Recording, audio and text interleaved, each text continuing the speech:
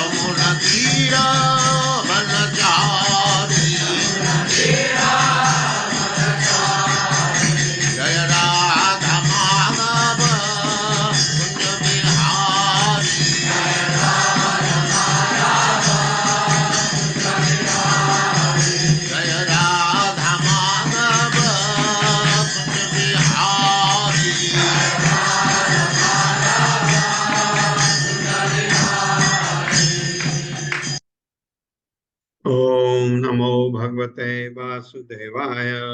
ओम नमो भगवते वासुदेवाय। ओम नमो भगवते वासुदेवाय। ओम नमो भगवते वासुदेवाय। ओम नमो भगवते वासुदेवाय। ओम नमो भगवते वासुदेवाय। नारायणं नमस्कृत्य नारायणं नमस्कृत्य नरं चैव नरोत्तमं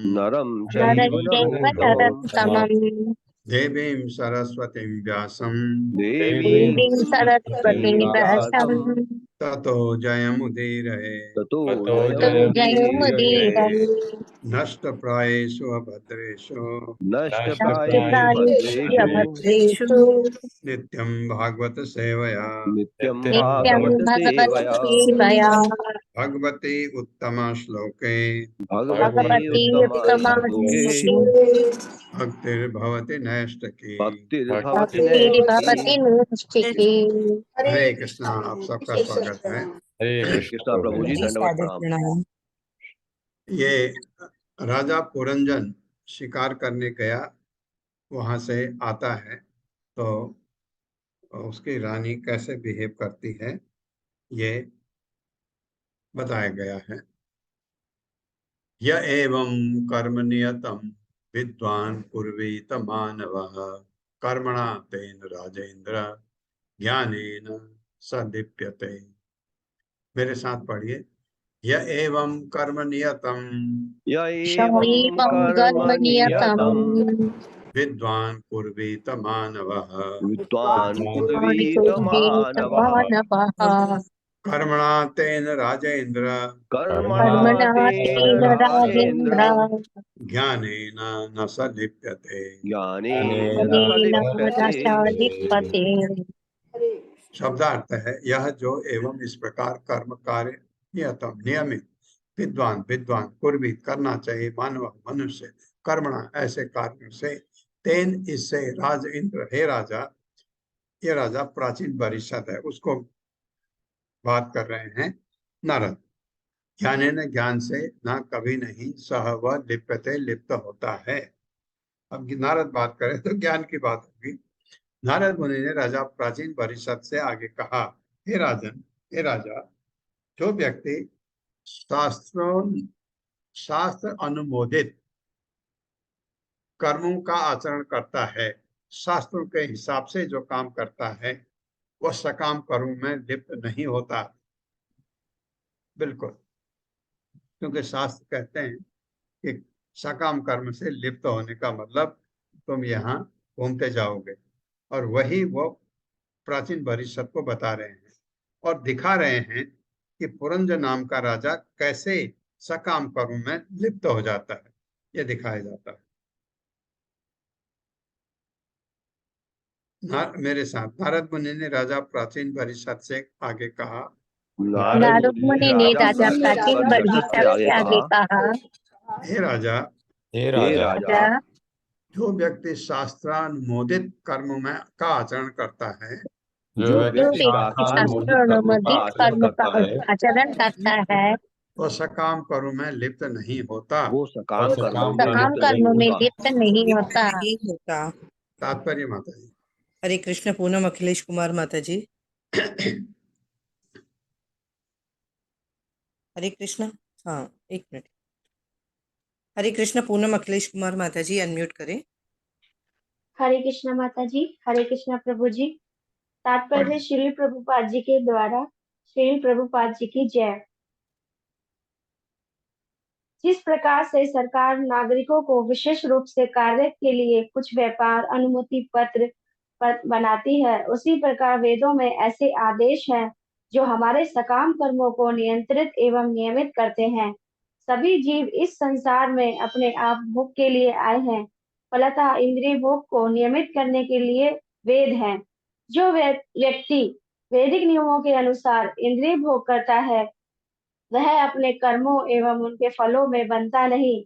भगवत गीता 3.9 में आया है, यज्ञार्थ यज्ञार्थ सत कर्मणः। मनुष्य को यज्ञ के लिए अर्थात विष्णु को प्रसन्न करने के लिए कर्म करना चाहिए। अन्यत्र लोकोयम कर्म बंधनः। अन्यथा कोई भी कर्म फल जीव के बंधन का कारण बनेगा। मनुष्य विशेष रूप से जन्म मृत्यु जरा तथा रोग के बंधन से छुटकारा प्राप्त करने के निमित्त है, अतः उसे वैदिक नियमों के अनुसार आचरण करना होता है, जिससे वह अपनी इंद्रिय तृप्ति की इच्छाओं को पूरा कर ले और साथ ही धीरे धीरे भवबंधन से भी मुक्त हो ले। ऐसे नियमों के अनुसार किया गया कर्म ज्ञान कहलाता है। वस्तुतः वेद शब्द का अर्थ ही ज्ञान है। ज्ञानेन नासा लिप्यते बताता है कि वैदिक नियमों का पालन करने से मनुष्य कर्मों तथा उनके फलों के बंधन में नहीं फंसता। इसलिए प्रत्येक व्यक्ति को वैदिक आदेश अनुसार आचरण करने का उपदेश दिया जाता है, ना कि गैर जिम्मेदार तरीके से। जब कोई व्यक्ति किसी राज्य के नियमों तथा लाइसेंसों के अनुसार कार्य करता है, तो वह किसी आपराधिक कृत्य में नहीं फंसता, किंतु मानव निर्मित नियम सदैव दोषपूर्ण होते हैं, क्योंकि वो ऐसे व्यक्तियों द्वारा बनाए जाते हैं जो त्रुटियां कर सकते हैं, मोहग्रस्त हो सकते हैं, ठगे जा सकते हैं और अपूर्ण इंद्रियों वाले होते हैं।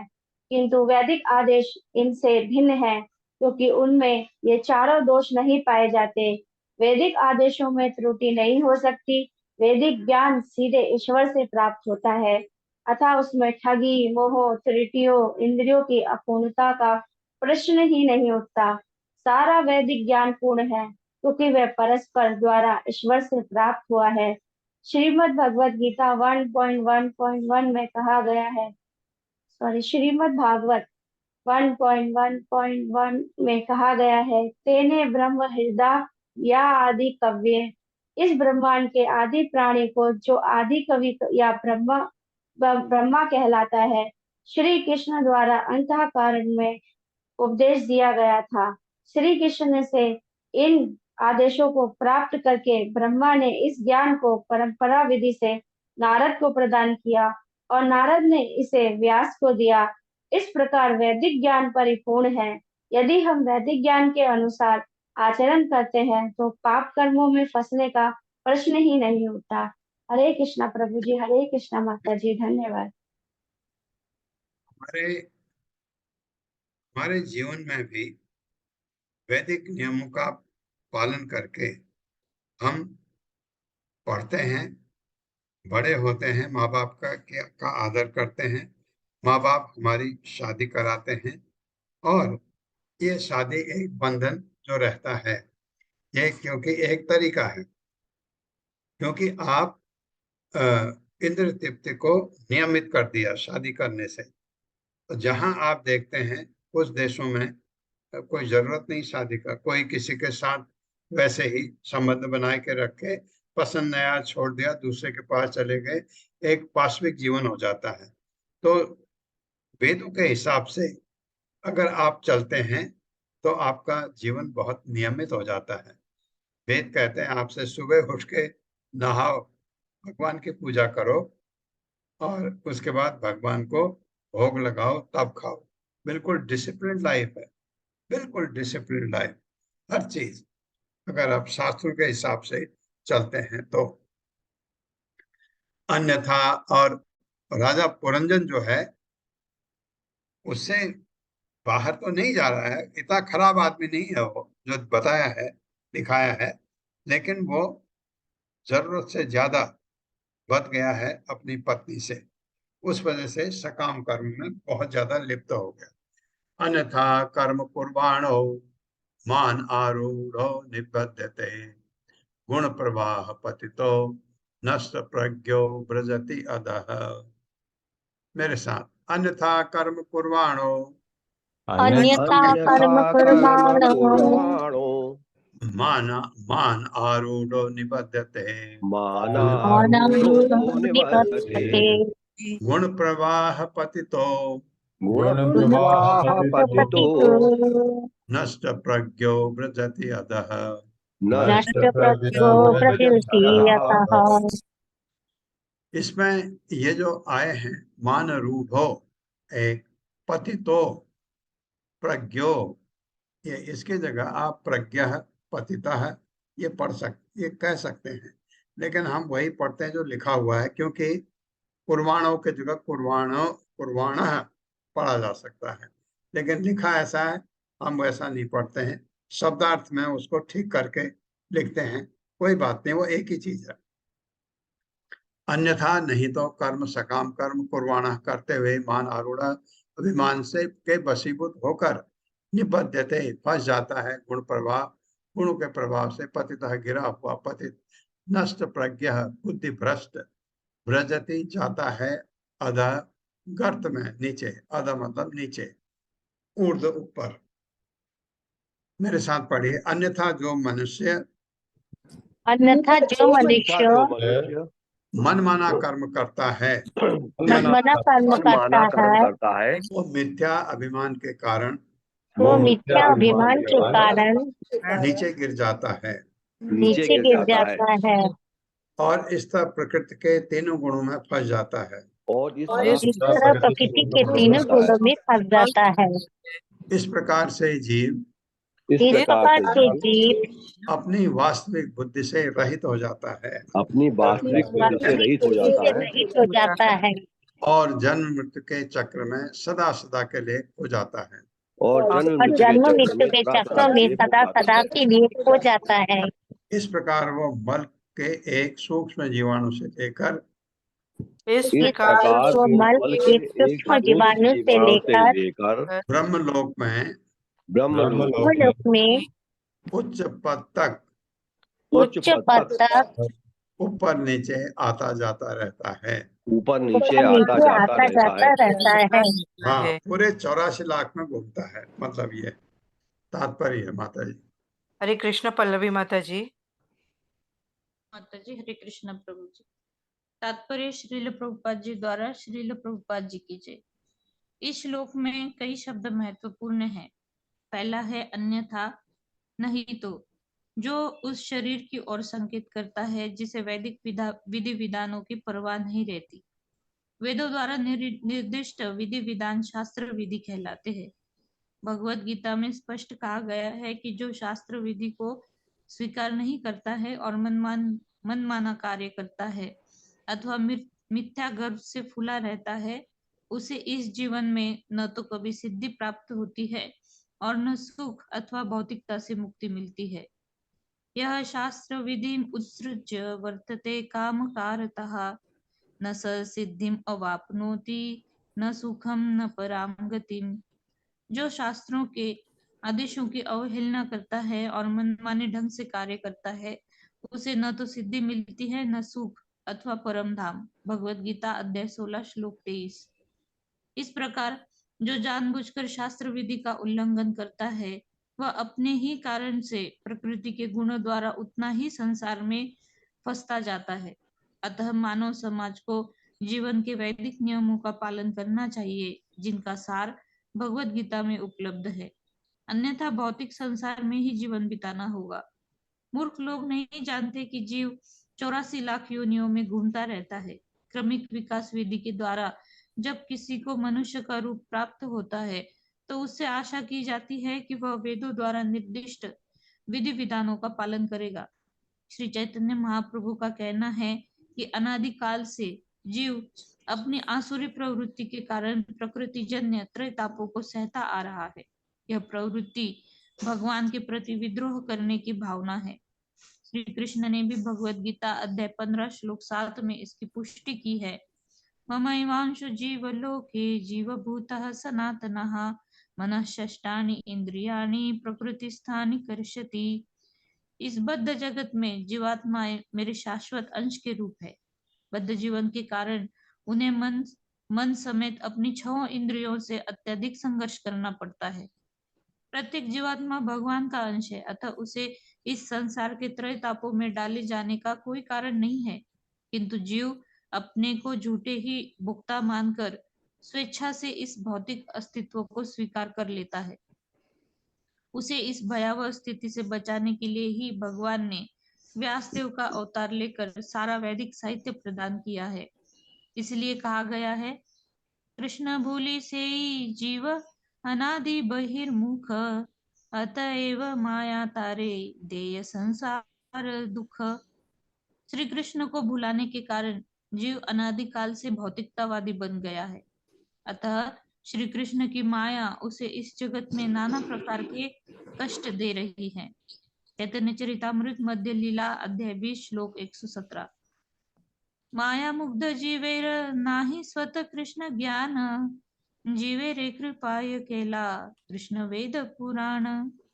जब जीव माया द्वारा मुग्ध कर लिया जाता है, तो उसकी कृष्ण चेतना पुनर्जीवित नहीं हो पाती। ऐसी परिस्थिति में कृष्ण ने कृपा करके 4 वेद तथा 18 पुराण प्रदान किए हैं। चैतन्य चरितामृत मध्य लीला श्लोक 122। इसीलिए प्रत्येक मनुष्य को वैदिक आदेशों का लाभ उठाना चाहिए, अन्यथा वह मनमाने कार्य करेगा और बिना किसी मार्गदर्शक के रह जाएगा। इस श्लोक में मानारूढ़ शब्द भी महत्वपूर्ण है।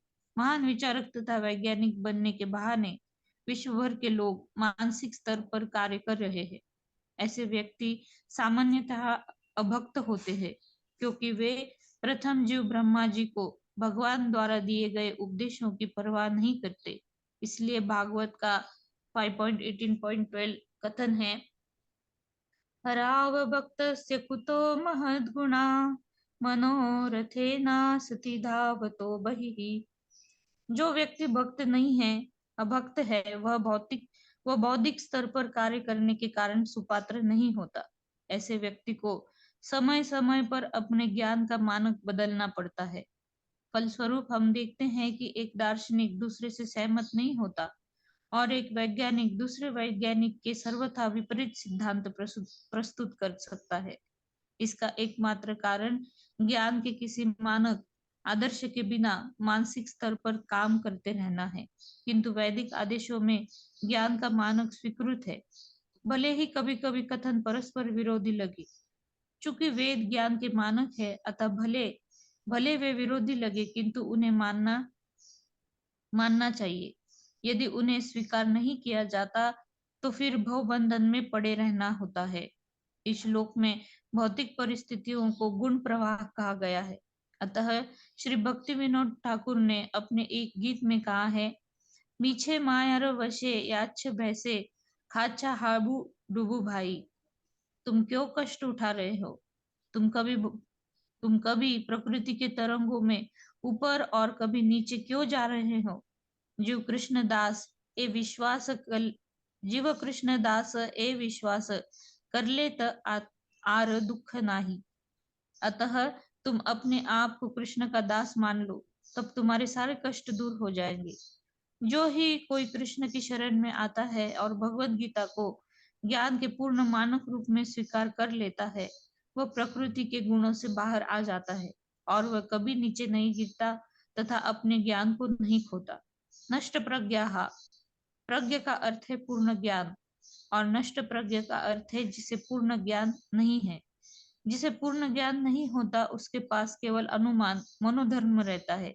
ऐसे मनोधर्म से मनुष्य नीचे की ओर गिरता हुआ नारकीय अवस्था को प्राप्त होता है। शास्त्रों द्वारा निर्धारित नियमों का उल्लंघन करने से मनुष्य का हृदय शुद्ध नहीं हो सकता, और जब हृदय शुद्ध नहीं होता तो वह प्रकृति के तीनों भौतिक गुणों के अनुसार कार्य करता है। इन कार्यों का सुंदर वर्णन भगवत गीता के 17वें अध्याय में श्लोक 1 से लेकर 6 में हुआ है। भगवत गीता 2.45 में यह भी बताया गया है, त्रैगुण्य विषया वेदा निस्त्रैगुण्यो भवार्जुन निर्द्वंद्वो नित्य सत्वस्थो निर्योगक्षेम आत्मवान। वेदों में प्रकृति के 3 गुणों के विषय में ही मुख्य रूप से वर्णन है। हे अर्जुन, इन तीनों गुणों से ऊपर उठो, इन सब से परे अतीत हो जाओ, समस्त द्वंद्वों तथा लाभ और सुरक्षा की समस्त चिंताओं से मुक्त बनो और आत्मपरायण हो। संपूर्ण संसार तथा सारा भौतिक ज्ञान इन तीनों गुणों में निहित है।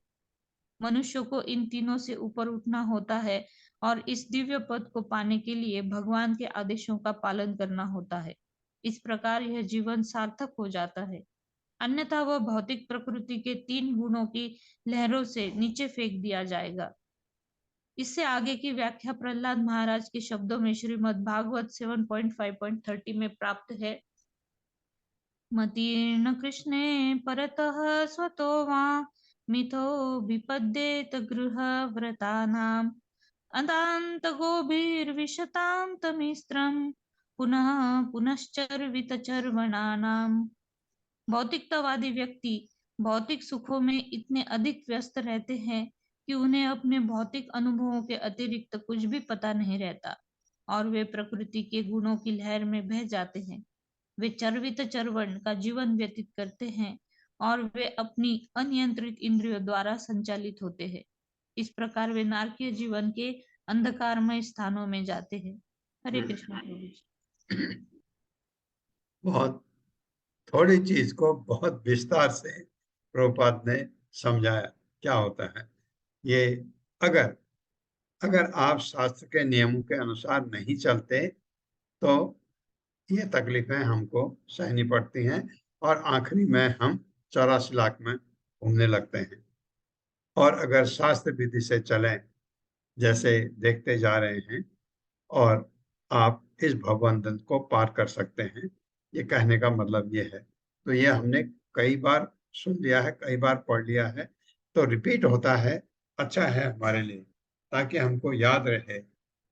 देखिए कितने ज्ञान हमको दिए लोगों ने अलग अलग भागवतम में, एक जगह दूसरी जगह, तीसरी जगह, चौथी जगह, पांचवी जगह, तो ज्ञान देने वाले सब हैं वो। और इनमें त्रुटि नहीं होती जो प्रभुपाद कह रहे हैं, क्योंकि इनमें 4 डिफेक्ट नहीं होते। कौन? जो ये महान आचार्य हैं, ये जब प्रकृति के 3 गुणों से लांग जाते हैं, आत्म साक्षात्कार कर लेते हैं, इनमें ये गलतियां नहीं थी जो गलतियां 4 गलतियां डिफेक्ट हम लोगों में होती हैं। इसलिए हम नियम बनाते हैं, प्रभुपाद कहते हैं उसमें त्रुटियां रह जाती हैं, क्योंकि वो हमारे बनाए हैं, हमारी बुद्धि काम करती है। तो फिर भी मानव समाज में आपने देखा कि नियम बने हैं, ये चीज गलत है, गलत है कहा है, लेकिन उसमें दंड नहीं है। ये चीज गलत है, ऐसा करना गलत है, लेकिन उसमें दंड नहीं है, कुछ में दंड भी है ताकि आप वो काम करें नहीं। गलत कामों को रोकने के लिए समाज में नियम भी बने हैं, क्योंकि मनुष्य में इतनी समझ है कि हमने रहना है इस धरती पर, तो ये नियम बनाने जरूरी हैं। अब समझ आ रहा है कि हमने धरती का विदोहन कितनी बुरी तरह कर दिया है। अब कहते हैं ये चीज कम करो, ये चीज कम करो, ये चीज कम करो। सुविधा आई प्लास्टिक में, प्लास्टिक के चीजों से हमको बहुत सुविधा हुई और कितना अनर्थ हो गया उस वजह से। पूरे संसार का में कितना ज्यादा पोल्यूशन हो गया उस वजह से। अब उसको रोकना ही बहुत मुश्किल है, क्योंकि आदतें हमारी खराब हो गई। तो ये चीज शास्त्र विधि के हिसाब से नहीं चलेंगे तो हमारा कष्ट हमको सहना ही पड़ेगा।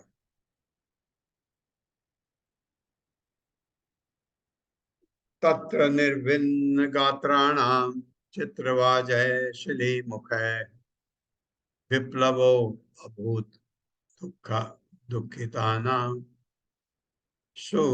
दुःसह करुण आत्मनां। मेरे साथ, तत्र निर्विन्न गात्राणाम तत्र निर्विघ्नगात्राणां चित्रवाजय शिली मुखै चित्रवाजिः श्रीमुखैः विप्लवो अभूत दुखितानां विप्लवो विप्लवोऽभूत् दुःखितानां दुःसह करुण आत्मनां। दुःसह करुणात्मनां। करुणात्मनाम्। शब्दार्थ है तत्र वहां निर्भिन्न भेद कर, गात्राणाम शरीरों वाले, चित्रवाजय तरह तरह के पंखों वाले, शिली मुख है तीरों वाला, तीरों द्वारा, विप्लव विनाश संहार, अभूत हुआ, दुखिता नाम अत्यंत दुखितों का, सुहृदः असह्य, करुण आत्मा नाम अत्यंत दयालु पुरुषों का। जब मेरे साथ पढ़िए, जब राजा पुरंजन पुरंजन इस प्रकार आखेट करने लगा तो इस प्रकार आखेट करने लगा तो ठीक से बाणों से भीतकर, तीक्ष्ण बाणों से भीतकर जंगल में अनेक पशु, जंगल में अनेक पशु अत्यधिक पीड़ा से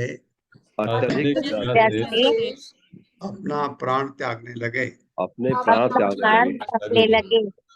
राजा के इन विनाशकारी निर्दयतापूर्ण कार्यों को देखकर, राजा के विनाशकारी निर्दयतापूर्ण कार्यों को देखकर दयालु पुरुष अत्यंत खिन्न हो गए। दयालु पुरुष अत्यंत खिन्न हो गए। इस प्रकार के दयालु पुरुष दयालु पुरुष यह सारा वध देखकर ये सारा पद देखकर सहन नहीं कर सके। सहन नहीं कर सके। जी। तात्पर्य माता जी।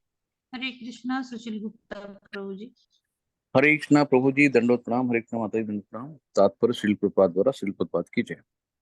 जब आश्रयी लोग पशुओं का वध करने में जुटते हैं तो देवता या श्री भगवान के भक्त इस वध से अत्यंत आहत होते हैं। इस आधुनिक युग की आसुरी सभ्यताओं में विश्व भर के अनेक प्रकार की वधशालाएं अर्थात कसाई घर चालू हैं। धूर्त स्वामी तथा योगी मूर्ख लोगों को मांस खाने तथा पशुओं का वध करने हेतु प्रोत्साहित करते रहते हैं और उसी के साथ साथ वे अपना तथाकथित ध्यान एवं योग भी चालू रखते हैं।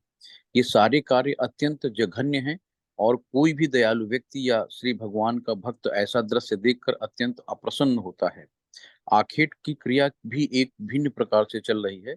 जैसा कि हम पहले कह चुके हैं, स्त्रियों का शिकार, विभिन्न प्रकार की शराबें पीना, नशे में रहना, पशुओं का वध तथा मैथुन सुख, ये सब आधुनिक सभ्यताओं के आधार हैं। वैष्णव जन संसार की ऐसी दशा देखकर अत्यंत अप्रसन्न हो रहते हैं, इसलिए वे इस कृष्ण भावनामृत आंदोलन के प्रसार में व्यस्त हैं। जंगल में पशुओं का शिकार तथा वध, कसाई घर में पशुओं का सामूहिक वध तथा क्लबों में संस्थाओं के विभिन्न नामों के अंतर्गत चलाए जाने वाले वेश्यालों में हो रहा तरणियों का शोषण, इन सबको देखकर भक्तजन दुखी होते हैं। यज्ञ में पशुओं के वध के प्रति अत्यंत करुणामय होने के कारण श्री नारद मुनि ने राजा प्राचीन बहिर्सत को उपदेश देना प्रारंभ किया। इन उपदेशों में श्री नारद मुनि ने बताया कि उनके जैसे भक्त मानव समाज में प्रचलित इस प्रकार के वध से अत्यंत दुखी हैं। इस प्रकार के वध से न केवल संत पुरुष दुखी हैं,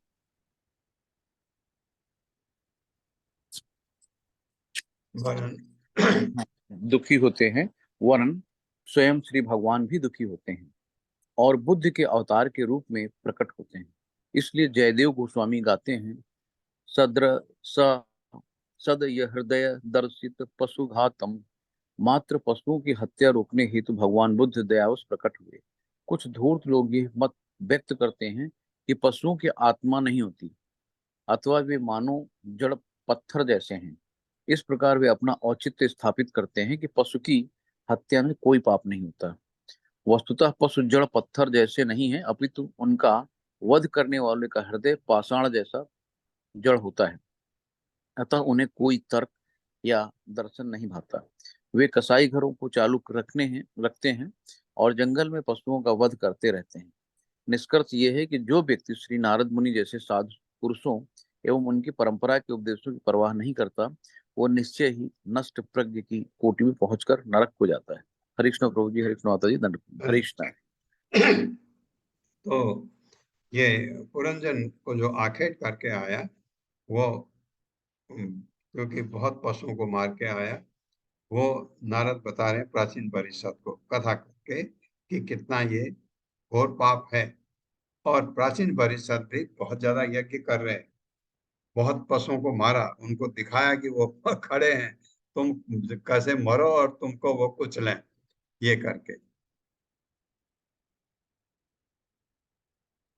शशान बरहान महिषान गवयान रुरु शल्यकान मेध्यान अन्याश्च विविधान विविधान विनिघ्नन् श्रमम अध्यगात्। मेरे साथ शशान बराहान महिषान गवयान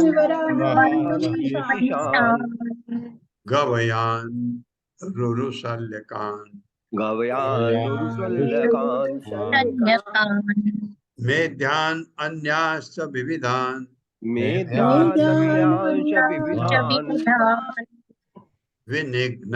श्रमम अध्यगात्। शशान खरगोशों, बहरान सुअरों, महिषान भैंसों, गवयान नीलगायों, रुरु कृष्ण मृग, शल्यकान शाहियों, मेध्यान शिकारी जानवरों, अन्यान अन्यों को च तथा विविधान विभिन्न विनिघ्नन मार करके श्रमम अभ्यगात अत्यधिक थक गया। कौन? पुरंजन। इस प्रकार राजा पुरंजन ने, मेरे साथ पढ़िए, इस प्रकार राजा पुरंजन ने इस इस प्रकार प्रकार राजा पुरंदर ने अनेक पशु का वध किया, अनेक अनेक पशु पशुओं का वध किया, जिसमें खरगोश, सुअर, भैंसें, जिसमें जिसमें खरगोश, खरगोश, खरगोश, सुअर, भैंसे, नीलगाय, श्याम हिरण, नीलगाय, गाय, श्याम हिरण, शाही तथा अन्य शिकारी जानवर शामिल थे। शाही तथा शाही तथा अन्य शिकारी जानवर शामिल थे। लगातार शिकार करते रहने से लगातार सतत शिकार करते रहने से राजा अत्यधिक थक गया। राजा राजा अत्यधिक थक गया। अत्यधिक थक गया। तात्पर्य मत। हरे कृष्णा लीना दवे माता जी। हरे कृष्णा प्रभु जी, दंडवत प्रणाम। हरे कृष्णा माता जी। तात्पर्य श्रील प्रभुपाद जी द्वारा। श्रील प्रभुपाद की जय। तमोगुणी मनुष्य अनेक पाप कर्म करता है। श्रील रूप गोस्वामी अपने भक्ति रसामृत सिंधु में कहते हैं कि मनुष्य केवल अज्ञान से पापी बनता है। पापमय जीवन का परिणाम है कष्ट भोगना। जो नियमों को नहीं जानते और आदर्श नियमों का उल्लंघन करते हैं, वे कानून द्वारा दंडित होते हैं। इसी प्रकार प्रकृति के नियम भी बड़े कठोर है। यदि बालक परिणाम जाने बिना अग्नि को छूता है तो वह जल जाता है, भले ही वह बच्चा ही क्यों न हो। यदि कोई बालक प्रकृति के नियम का उल्लंघन करता है तो उसके साथ कोई अनुकंपा नहीं बरती जाती। मनुष्य केवल अज्ञानवश ही प्रकृति के नियमों का उल्लंघन करता है, और जब उसे ज्ञान हो जाता है तो वह और आगे पाप कर्म नहीं करता। राजा अनेक पशुओं का वध कर लेने के बाद अत्यंत थक गया। जब मनुष्य किसी संत पुरुष के संपर्क में आता है तो उसे प्रकृति के कठोर नियमों का पता चलता है और वह धार्मिक बन जाता है। अधार्मिक मनुष्य पशु तुल्य है, किंतु कृष्ण भावनामृत आंदोलन में ऐसे मनुष्य को वस्तुओं का सही ज्ञान हो जाता है और वह 4 वर्जित कार्यों को त्याग देता है। ये है अवैध मैथुन, मांस भक्षण, धृत क्रीड़ा तथा मद्य सेवन। यही धार्मिक जीवन का सूत्रपात्र है। जो अपने को तथाकथित रूप से धार्मिक कहकर इन 4 वर्जित कर्मों से लगाते हैं, वे कपटी हैं। धार्मिक जीवन तथा पाप कर्म एक दूसरे के साथ साथ नहीं चल सकते।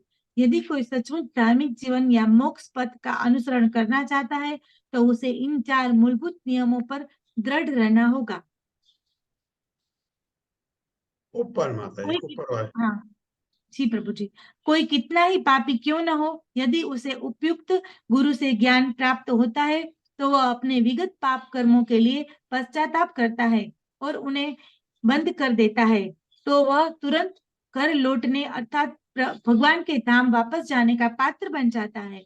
यह तभी संभव है जब शास्त्र विधियों का तथा गुरु के उपदेशों का पालन किया जाए। इस समय सारा संसार अंधी भौतिकतावादी सभ्यता से विरक्ति लेने के कगार पर है, जिसकी तुलना जंगल में पशुओं के आखेट से की जा सकती है। लोगों को इस कृष्ण भावनामृत आंदोलन का लाभ उठाना चाहिए और उन्हें हत्या करने के इस कष्टप्रद जीवन से विराम लेना चाहिए। कहा जाता है कि पशुओं के हत्यारों को न तो जीना चाहिए न मरना। यदि वे पशुओं को मारने तथा स्त्रियों के साथ भोग करने के लिए जीवित रहते हैं तो उसका जीवन अधिक संपन्न नहीं रहता, और जो ही हत्यारा मरता है वह निम्न योनि में जन्म मरण के चक्कर में प्रवेश करता है। यह भी वांछनीय नहीं है। निष्कर्ष यह निकलता है कि हत्यारों को हत्या करनी बंद कर देनी चाहिए और जीवन को सफल बनाने के लिए कृष्ण भावनामृत आंदोलन में सम्मिलित होना चाहिए। आत्महत्या करके ऐसा भ्रमित एवं हताश व्यक्ति कभी विश्राम प्राप्त नहीं करता, क्योंकि आत्महत्या से उसे निम्न योनि में जाना होगा या भूत प्रेत बनना होगा, क्योंकि उसे स्थूल देह नहीं प्राप्त होगी। अतः सर्वश्रेष्ठ उपाय यही है कि पाप कर्मों से पूर्ण विरक्ति ले ली जाए और कृष्ण भक्ति की जाए। इस प्रकार मनुष्य पूर्ण बनकर घर को अर्थात भगवान के धाम वापस जा सकता है। हरे कृष्ण प्रभु जी। हरे कृष्ण माता जी, बहुत धन्यवाद आपका। ये तो बता दिया पाप कर्म करने से क्या होना है, इसलिए शास्त्र विधि को मानना बहुत जरूरी है।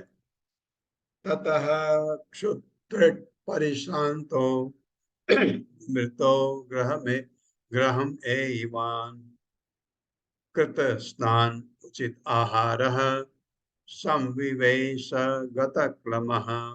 मेरे साथ। ततः क्षुत त्रुट परिश्रांतो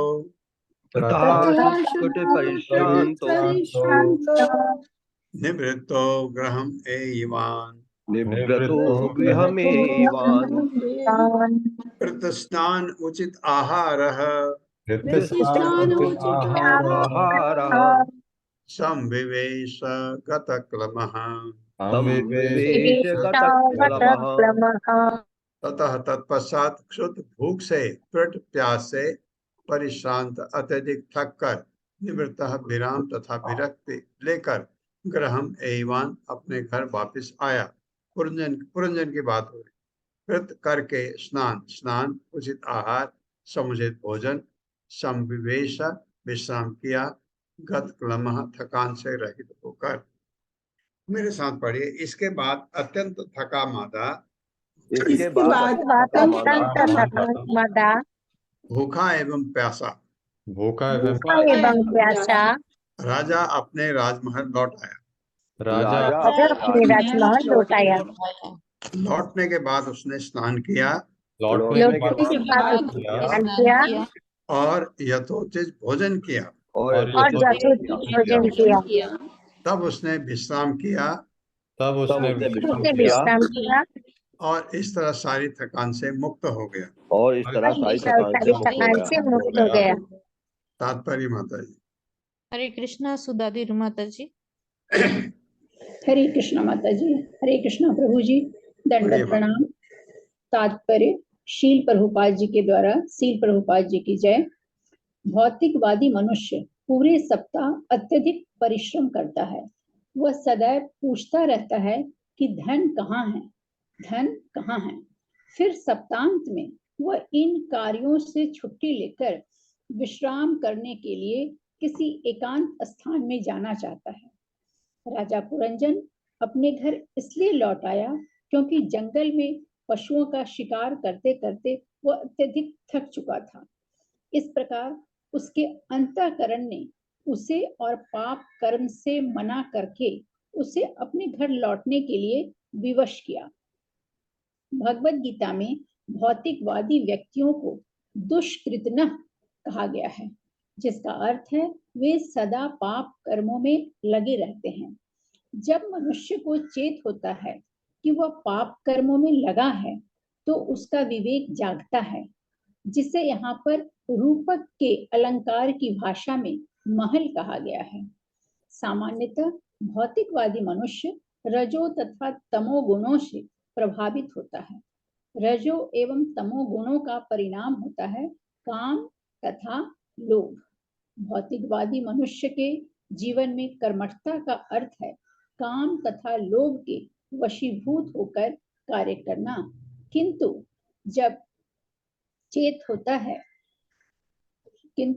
जब उसे चेत होता है तो वह निवृत्ति चाहता है। वैदिक सभ्यता में ऐसी निवृत्ति के लिए संस्तुति की गई है और जीवन के इस भाग को वानप्रस्थ कहते हैं। भौतिकवादी के लिए वानप्रस्थ और भी आवश्यक है क्योंकि वह पापमय जीवन के कार्यों से निवृत्त होना चाहता है। राजा पुरंजन का घर आना, स्नान करना और उपयुक्त भोजन करना ये बताता है कि भौतिकतावादी मनुष्य को पापमय जीवन से निवृत्ति ले लेनी चाहिए और गुरु स्वीकार करके शुद्ध होके उसके जीवन के मूल्य के बारे में सुनना चाहिए। ऐसा करने पर उसे ताजगी यानी नवीनता महसूस होगी, जिस प्रकार की स्नान करने से प्राप्त होती है। प्रामाणिक गुरु से दीक्षा प्राप्त करके उसे सभी प्रकार के पाप कर्मों का यथा अवैध मैथुन, मद्यपान, द्रुत क्रीड़ा तथा मांसाहार का परित्याग कर देना चाहिए। इस श्लोक में उचिताहार शब्द भी महत्वपूर्ण है। उचित का अर्थ उपयुक्त।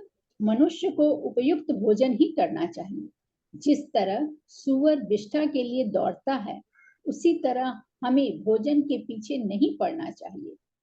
भगवद गीता 17.8 में मनुष्य के भोज्य पदार्थों का सात्विक आहार के शीर्षक का वर्णन किया गया है। मनुष्य को रजो तथा तमोगुणी भोजन नहीं करना चाहिए, यही उचित आहार या उपयुक्त भोजन करना है। जो लोग सदैव मांस खाते हैं या मद्य पीते हैं, जो रजो तथा तमोगुणों का आहार है, उन्हें इन वस्तुओं का त्याग कर देना चाहिए, जिससे उनकी वास्तविक चेतना जागृत हो सके। इससे मनुष्य शांत तथा तरोताजा हो सकता है। यदि कोई अशांत या थका हुआ रहे तो ईश्वर ज्ञान को नहीं समझ सकता। श्रीमद् भागवतम 1.2.20 में कहा गया है, एवं प्रसन्न मनसो भगवद भक्ति योगत भगवत तत्व विज्ञानम मुक्त संगस्य जायते। जब तक मनुष्य रजो तथा तमो गुणों के प्रभाव से मुक्त नहीं हो लेता, उसे शांति नहीं मिलती और बिना शांति के ईश्वर ज्ञान को समझ पाना कठिन है। राजा पुरंजन का अपने घर लौटना मनुष्य का अपनी पूर्व चेतना में लौटने का सूचक है। यह पूर्व चेतना ही कृष्ण चेतना है। जिसने अनेक पाप कर्म किए हों, विशेष रूप से वन में पशुओं का वध या शिकार किया हो, उसके लिए तो कृष्ण चेतना यानी भक्ति नितांत आवश्यक है। बहुत बहुत धन्यवाद माता जी। हरे कृष्णा प्रभु जी। हरे कृष्णा। हरे कृष्णा माता जी, हरे कृष्णा। बहुत धन्यवाद है आपका। तो ये बताया गया, पाप कर्म करने से आप सुखी नहीं होते हैं, थक जाते हैं कभी कभी, तो फिर आपको लगता है अब मैं आराम चाहता हूँ। जो इसमें बताया गया, अपने को घर से दूर जा करके शांति, ऐसी शांति उसको रोज होनी चाहिए। आपको पता है ना, लोग कहते हैं चलो हिल स्टेशन चलते हैं, क्योंकि वहाँ लोग कम होते हैं, भीड़ नहीं होती, वहां जाके आराम किया जाए, क्योंकि इतना गलत काम करते करते थक जाता है। और भगवान का भक्त कभी नहीं थकता, वो काम इनसे ज्यादा करता है, क्योंकि वह सुबह 4 बजे से काम करता है, लेकिन सारा काम भगवत सेवा है, वो कभी नहीं थकता है। उसको हिल स्टेशन जाने की जरूरत नहीं, वो शांति, उसको शांति प्राप्त है, क्योंकि भगवान को वो सकाम कर्म नहीं करता, वो अकर्म करता है। कौन सा कर्म? अकर्म, जिससे बंधन नहीं होता। तो ये बताया गया। ये बात अलग है, आप अकर्म करें या आप सुकर्म करें, लेकिन ये बहुत जरूरी है कि आप गलत रास्ते न जाएं। उसके लिए शास्त्र के विधि को पालन करने से हम हमेशा अच्छे, एक तो हमारा भवबंधन नहीं होगा, अगर हम उनको माने तो हमारा बंधन होना वो खतरनाक है। आत्मनम अर्हयाम चक्रे धूप आलेप सृग आदिभिः साध्वलंकृत सर्वांगो महिष्याम आदते मनः। मेरे साथ पढ़िए, आत्मानम अर्हयाम चक्रे आत्मानमर्हयां चक्रे धूप आलेप सृग आदिभिः धूपालेपस्रगादिभिः साधु अलंकृत सर्वांगो साधुलंकृत सर्वांगो महिष्याम आदते मनः। महिषामादधे मनः। शब्दार्थ, आत्मानम अपने आप, अर्हयाम मानो किया जाना हो, चक्रे किया सुगंधित पदार्थ, आलेप चंदन से शरीर को पोतना, श्रग माला आदि भी इत्यादि से साधु अच्छे स्वभाव का सुंदर ढंग से अलंकृत सजा हुआ सर्व अंग सारे शरीर पर महिष्याम रानी को आददे दिया किया मना ध्यान। तत्पश्चात मेरे साथ, तत्पश्चात राजा पुरंजन ने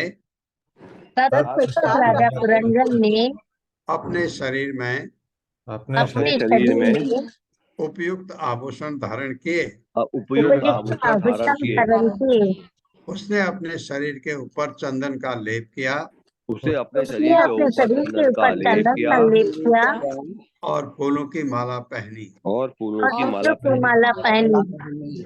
इस प्रकार वह पूर्णतः तरोताजा हो गया। इस इस तरह इस पूर्णतः प्रकार वो प्रकार वह पूर्णतः पूर्णतः तरोताजा हो गया। तरोताजा हो गया।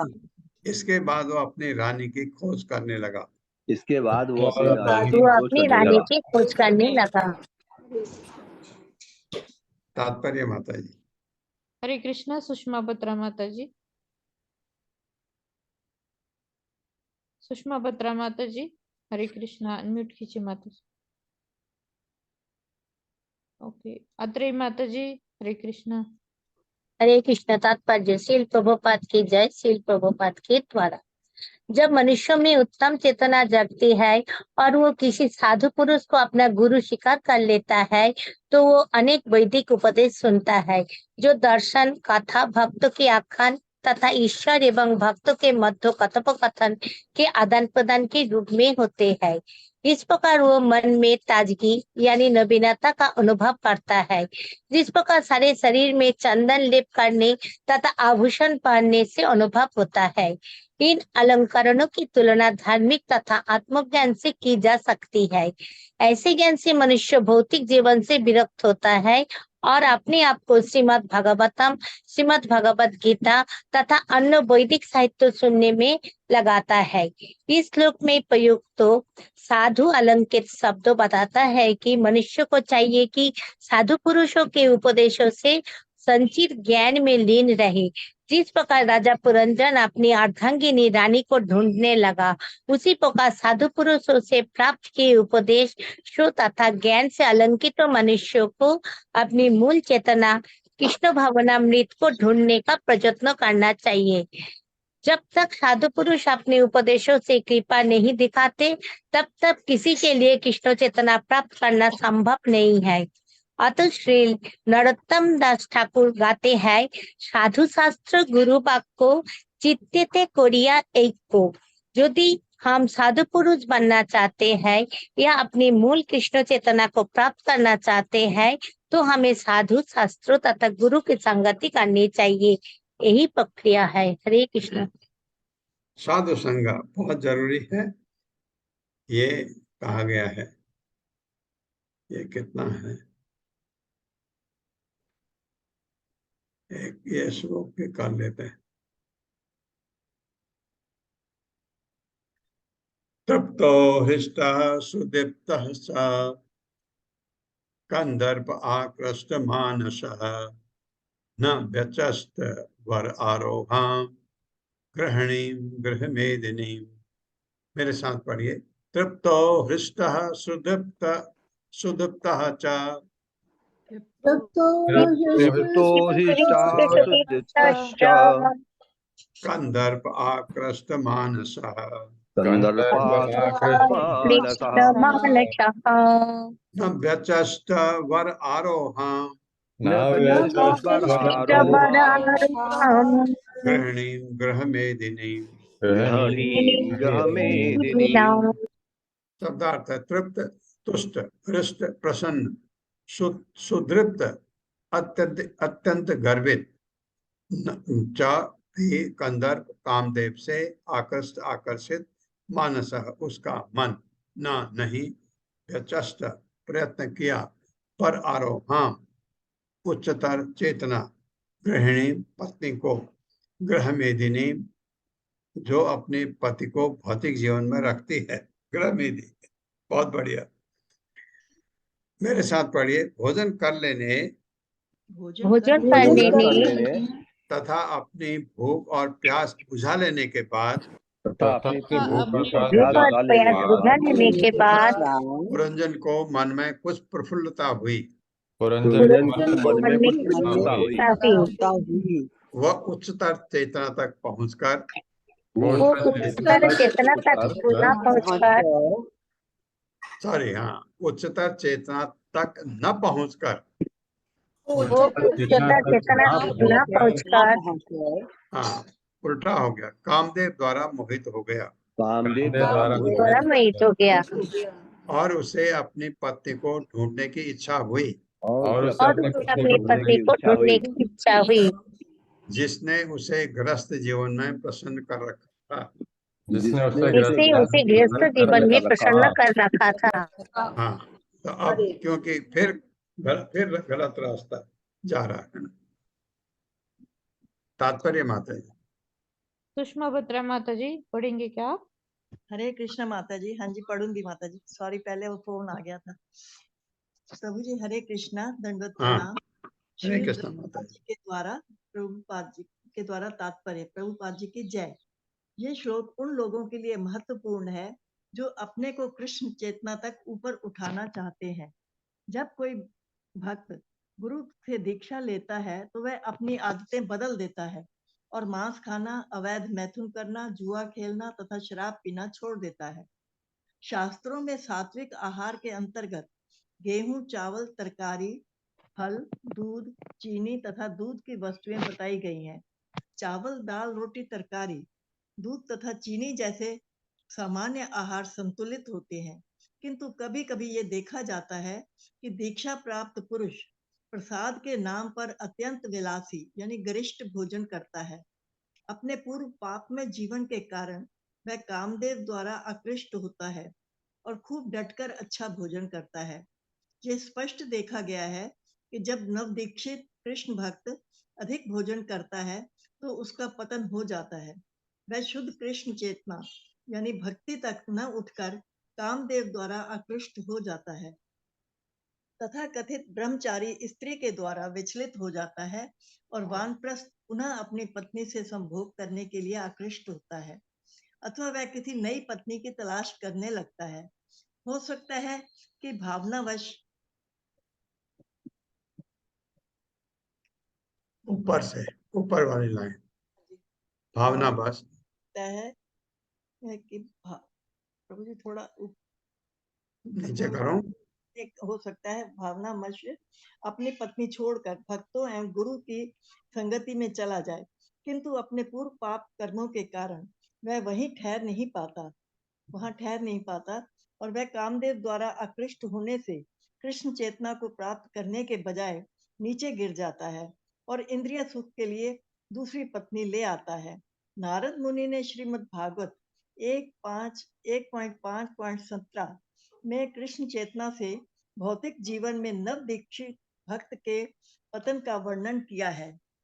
त्यक्त्वा स्वधर्म चरणाम्बुज हरे भ्रज हरे भज नाम पक्वो अर्थ पते तो यदि यत्र क्व वा भद्रम मनुष्य किम को वार्थ आपतो भजताम स्वधर्मतः।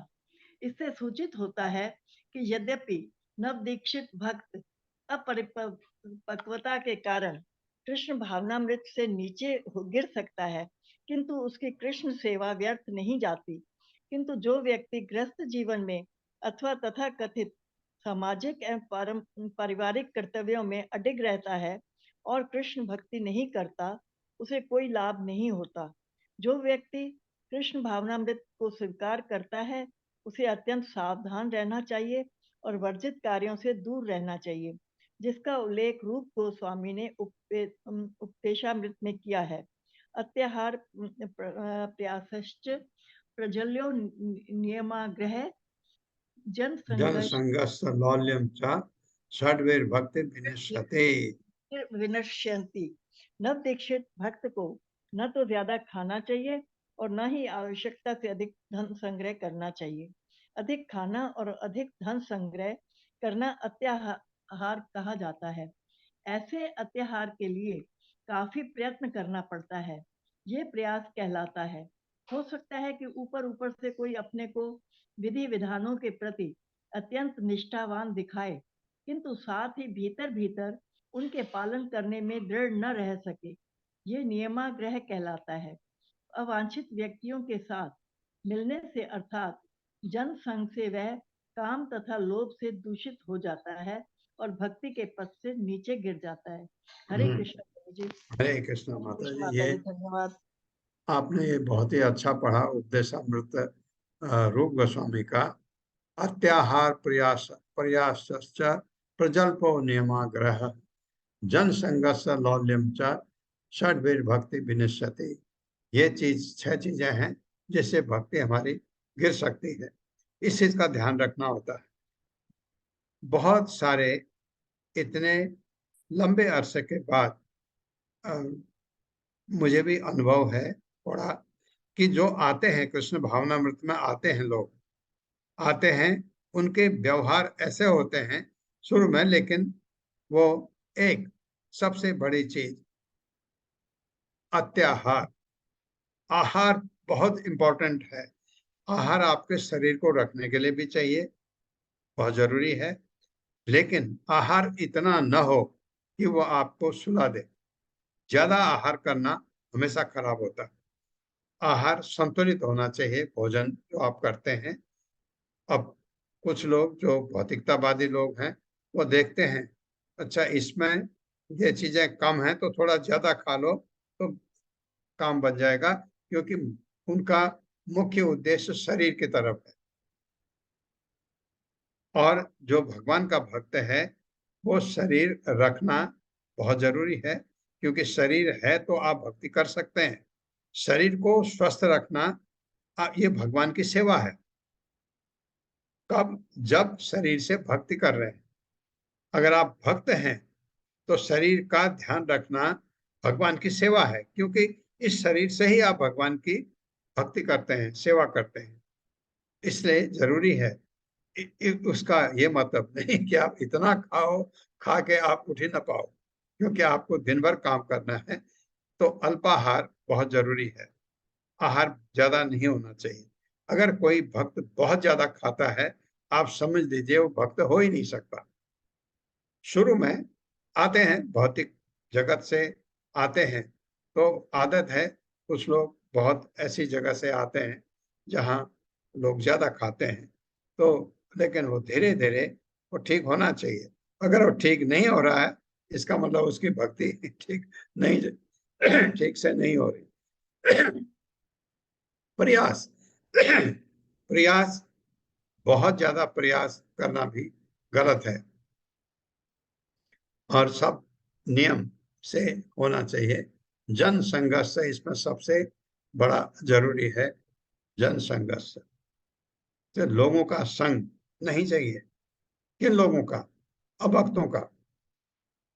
जन संघर्ष और हमारा संग अभक्तों का ही है। आप समाज में तो सारे अभक्त हैं ही, हमारे घर में भी अभक्त पड़े होते हैं कभी कभी, तो आपका संग उनके साथ है।